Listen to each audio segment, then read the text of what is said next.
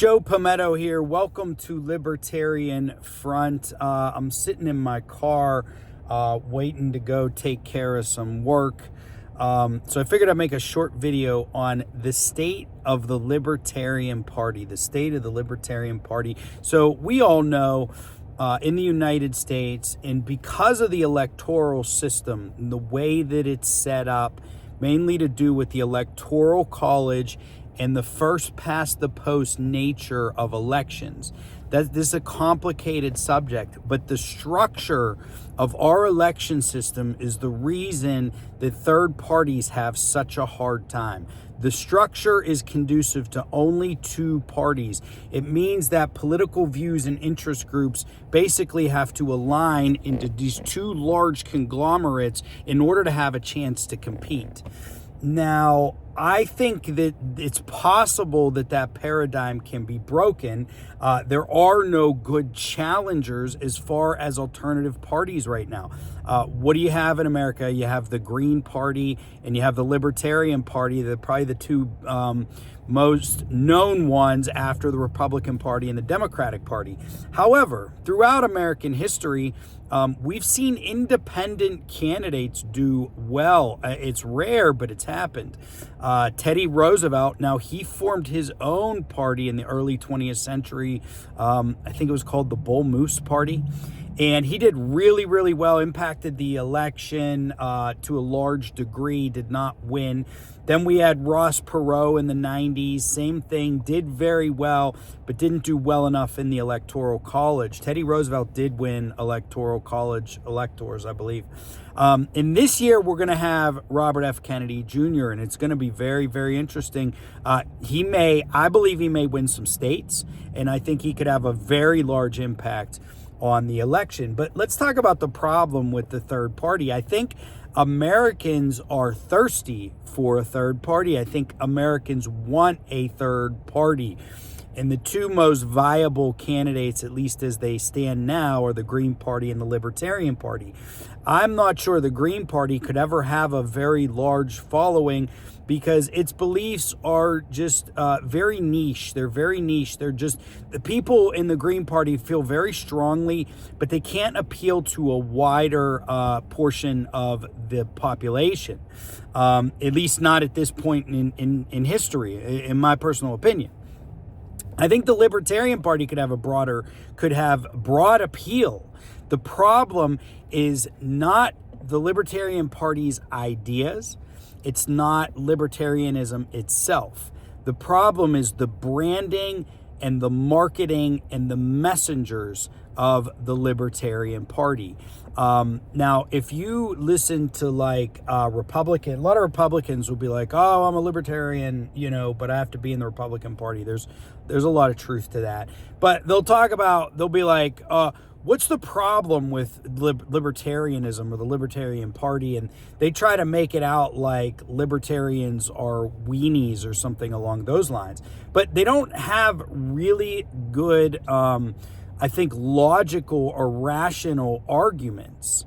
I think that the libertarians can beat Republicans and Democrats in logical, rational arguments. So what they have to do is get rid of that perception that the libertarians are weak for some reason, because the ideology itself doesn't have to stand for weakness. However, but if you look at the messengers of the Libertarian Party, okay, as much as I liked Gary Johnson, okay, he doesn't strike you as the kind of figure or a strong leader, someone who should be president of the United States. Americans want strong leaders. Remember, it's a very large country. It's a very complicated country. It's a country with great military strength. And it's something that Americans are proud of. So Americans, even Democrats, whether they're Republicans or Democrats, they want strong leaders, strong personal convictions, but, persuasive, charismatic leaders. And Barack Obama was one for the Democrats, and Donald Trump is one for the Republicans. I'm not sure Joe Biden falls into that category, not as charismatic, But especially, he's older and frail now. But in his prime, he projected strength. And so that's the problem with the Libertarian Party. Gary Johnson was a leader. I'm not even sure who their current, leader is within the party structure itself. But the branding, it is a bit weenie-like. And I don't think that's how libertarianism should be, because really the American Revolution and the founding fathers of this country were more libertarian than they are Republican or Democrat in the modern view. They opposed taxation. They opposed unfair taxation. And when the structure of the government was put into place, they created a small government with extremely strong civil rights and civil liberties. And that's what a libertarian is. Small government, but strong fundamental rights in order to protect the individual. So I think the Libertarian Party, one of the things they could do is they have to grab the founding fathers and claim them for their own, because I think that's what they are. I think they're libertarians. Additionally, they need to project strength. Libertarians are not anarchists. In my brand of libertarianism, we believe in a federal government and a state government. It's just that we believe that the most fundamental roles of a government, and this is my personal opinion, are to provide protection for the population. So that means a military and police force. To provide judges, to provide a system in which disputes can be brought and can be adjudicated in a fair way. So a strong military, a strong police presence, a strong judiciary and court system, and then when it comes to the economy, less of a hand in the economy.